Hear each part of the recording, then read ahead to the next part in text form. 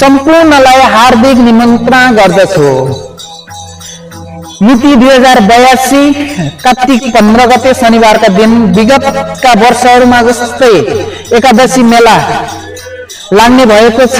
यस वर्ष पनि र स्थान रहेको छ माण्डवी 2 पुक्रुक रानी पोखरी सिद्धथान र त्यहाँ सम्पूर्ण माण्डवीवासी छिमेकी जिल्ला बङ्गलाचुलीका